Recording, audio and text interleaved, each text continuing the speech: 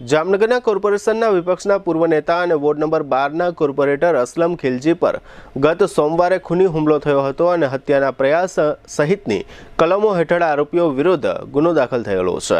હુમલા દરમિયાન બંને પગમાં અને શરીરના અમુક ભાગમાં ઘણા બધા ફ્રેક્ચર થઈ ગયા છે।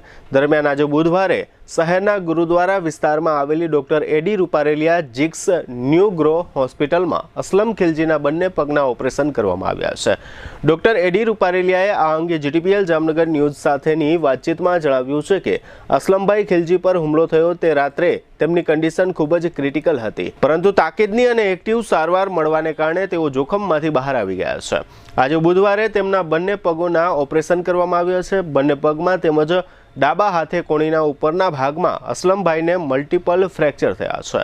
આ ઉપરાંત તેમને હેડ ઇન્જરી પણ થયેલી છે। જોકે હાલ તેમની તબિયત સ્થિર છે અને તેમણે ઓપરેશનના રિસ્કનો સામનો કરવો પડશે। અત્રે ઉલ્લેખનીય છે કે ગત સોમવારે લાલ બંગલાથી ટાઉન હોલ તરફના ગૌરવ પથ પર અસલમ ખિલજી પર જીવલેણ હુમલો થયો હતો, જે સંબંધે 6 શખ્સો વિરુદ્ધ સિટી બી ડિવિઝન પોલીસમાં ગુનો દાખલ થયો છે અને હુમલાનો આ બનાવ રાજકીય અદાવતને કારણે બન્યો હોવાનું જાહેર થયું છે।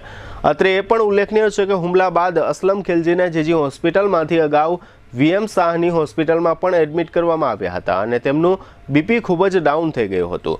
ત્યારબાદ હાલમાં તેમની સારવાર ડોક્ટર એડી રૂપારેલિયાની હોસ્પિટલમાં ચાલી રહી છે। ડોક્ટર એડી રૂપારેલિયાએ જીટીપીએલ જામનગર ન્યૂઝ સાથેની વાતચીતમાં આ સારવાર અંગે વધુમાં ઉમેર્યું હતું કે આજે અસલમભાઈના બંને પગમાં ઓપરેશન કરવામાં આવ્યા બાદ 2 દિવસ પછી તેમના ડાબા હાથના બાવડામાં પણ એક ઓપરેશન કરવાનું રહેશે અને તેમને બંને પગમાં મેજર તેમજ મલ્ટિપલ ફ્રેક્ચરના ઓપરેશન કરવામાં આવ્યા હોય આગામી 3 મહિના સુધી તેઓ માત્ર વ્હીલચેરની મદદથી હરીફરી શકશે।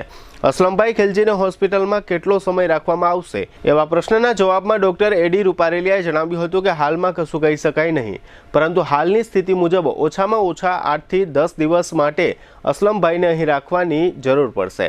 આજે બુધવારે સાંજે ડોક્ટર એડી રૂપારેલિયાએ આ સમગ્ર વિષય અંગે જીટીપીએલ જામનગર ન્યૂઝને આપેલી વિગતો પ્રસ્તુત છે। દર્દી શ્રી અસલમ ખિલજીને પરમ દિવસે સોમવારે ઈજાઓ થતાં સૌપ્રથમ પ્રાથમિક સારવાર અન્ય હોસ્પિટલમાં લઈ વધુ સારવાર માટે અહીં ગઈકાલે બપોરે દાખલ કરેલ છે। દર્દી શ્રી અસલમ ખિલજીને માથામાં કાનની પાછળના ભાગમાં બાહ્ય ઈજાઓ છે, ઉપરાંત બંને પગના ગોઠણમાં તથા ગોઠણની નીચેના બંને પગમાં પણ મલ્ટિપલ ફ્રેક્ચર્સ કમ્પાઉન્ડ ફ્રેક્ચર્સ થયેલા છે।